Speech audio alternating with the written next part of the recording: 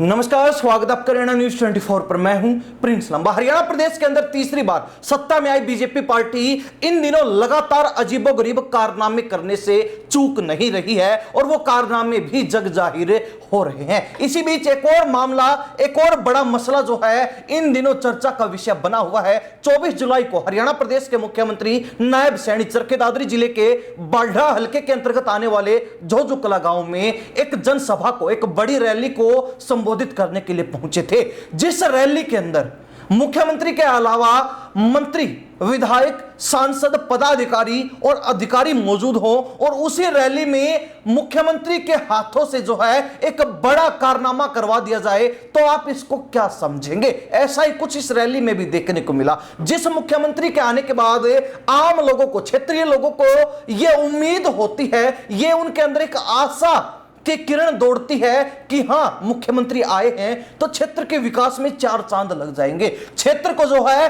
ऊपर उठाने में, आगे ले जाने में मुख्यमंत्री की अहम भागीदारी रहेगी और सिर्फ मुख्यमंत्री की एक रैली से ही हमारे क्षेत्र का काया पलट हो जाएगा। लेकिन क्या हो जब उन्हें मुख्यमंत्री महोदय के हाथों से एक गांव से दूसरे गांव तक की एक छोटी सी सड़क के मरम्मत कार्य का भी उद्घाटन करवा दिया जाए।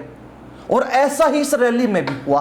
जिन मुख्यमंत्री महोदय से लोगों की उम्मीद थी कि वो आएंगे, क्षेत्र को चमकाएंगे, बड़ी बड़ी परियोजनाएं देकर जाएंगे और लोगों का भला हो जाएगा, क्षेत्र का विकास हो जाएगा, लेकिन आम लोगों को यह मालूम नहीं था कि इस सरकार के जो विधायक हैं उनके लिए एक गांव से दूसरे गांव तक का जो संपर्क रोड है, संपर्क सड़क है, उसके मरम्मत कार्य को ही बहुत बड़ा विकास समझा जाता है, एक अपने कार्यकाल की एक बड़ी उपलब्धि माना जाता है। यह आम लोगों को मालूम नहीं था और ऐसा ही कुछ इस रैली में देखने को मिला, जब लाखों रुपए से ही मरम्मत हुई सड़क के लिए लाखों रुपए का बोर्ड मुख्यमंत्री के सामने लगा दिया गया और मुख्यमंत्री के हाथों से उस बोर्ड का उद्घाटन भी करवा दिया गया।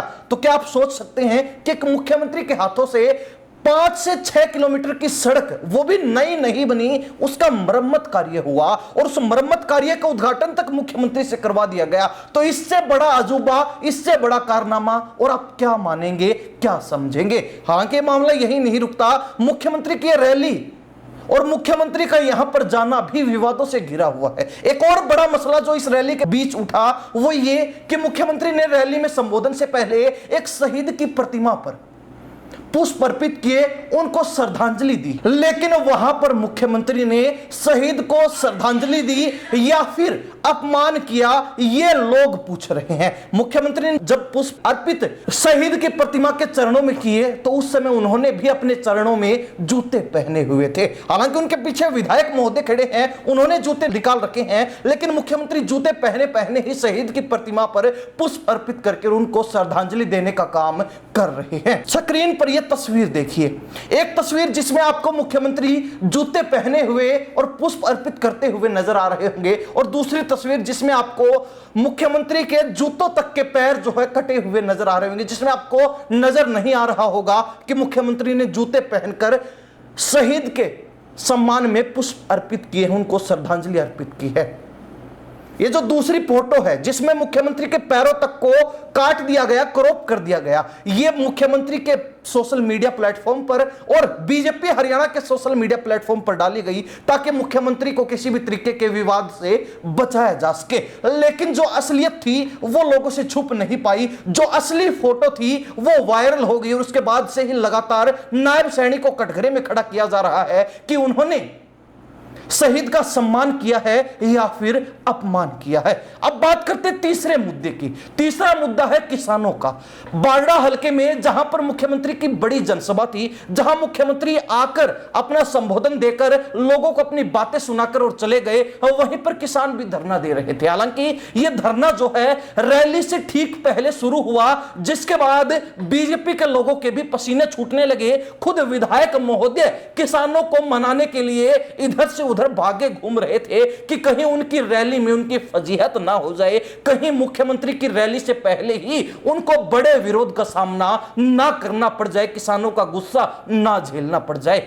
खुद विधायक जो है किसानों के बीच 2 बार गए और दूसरी बार विधायक जी प्रपोजल लेकर गए कि किसान जो है अपनी कमेटी गठित करें और वो कमेटी जो है मुख्यमंत्री से मिलेगी, मुख्यमंत्री के सामने अपनी समस्या रखेगी और मुख्यमंत्री उसका निवारण कर देंगे। लेकिन किसान उन्होंने अपने जो प्लान थे उनको जो है आगे बढ़ा दिया और विधायक की बात मानकर अपनी कमेटी गठित की, मुख्यमंत्री से मुलाकात की। किसानों की मांग थी कि उनका जो पिछले कुछ समय का बीमा क्लेम फंसा हुआ है, उन्होंने कंपनियों से, प्राइवेट कंपनियों से बीमा करवाया फसलों का, लेकिन कंपनियों ने खराबे के बावजूद भी किसानों को मुआवजा नहीं दिया, बीमा नहीं दिया और वो कंपनियां जो है किसानों का पैसा लेकर फुर हो गई, जिसको लेकर किसान धरना दे रहे हैं। हालांकि यह मामला जो है किसानों का मानना है कि करीब 150 करोड़ रुपए के घपले का है और इसी को लेकर किसान मुख्यमंत्री से मिले।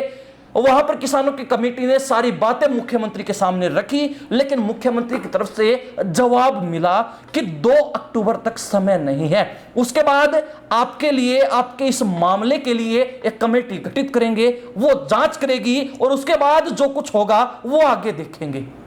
यानी कि किसानों को संतुष्ट करने तक का भी, आश्वासन देने तक का भी काम नहीं किया गया। जो किसान पिछले 3 साल से, 2 साल से, 2.5 साल से अपना बीमा मिलने का इंतजार कर रहे हैं, अब उनको एक बार फिर सरकार की तरफ से सिर्फ इंतजार करने का ही आश्वासन मिला, तो ये कितना जायज है, कितना उचित है। जो किसान धरने पर थे उनको विधायक द्वारा ये बात कह के और शांत किया जाता है कि आपको मिलवा देंगे और आपकी समस्या का समाधान हो जाएगा, लेकिन अब सवाल यह उठता है कि किसानों की समस्या का समाधान आखिर हुआ क्या है। जो किसान धरना दे रहे थे, जो इंतजार में थे कि वो संघर्ष करके और अपना बीमा प्राप्त कर लेंगे, वो किसान फिर एक बार इंतजार ही करेंगे सरकार की तरफ से भी 2 अक्टूबर तक, यानी कि अगस्त भी नहीं, पूरा महीना निकाल के, और उससे भी अगले महीने अक्टूबर में कमेटी गठित की जाएगी और वो कमेटी जो है 2 महीने में, 4 महीने में, 6 महीने में, 1 साल में अपनी रिपोर्ट सौंपेगी। उसके बाद सरकार कुछ फैसला लेगी। अब किसानों को इतना इंतजार करवाना, किसानों की समस्या का इस तरीके से समाधान करना कितना उचित है। यानी कि एक तरीके से फिलहाल किसानों को घुमाने का, गोल गोल चक्कर कटवाने का काम किया जा रहा है। क्या कमेटी बनाकर मुख्यमंत्री से मिलवाना ही इस मामले का समाधान था, या फिर इस मामले को दबाना था कि कहीं रैली में बीजेपी का मुख्यमंत्री का विरोध ना हो जाए और स्थानीय विधायक की फजीहत ना हो जाए।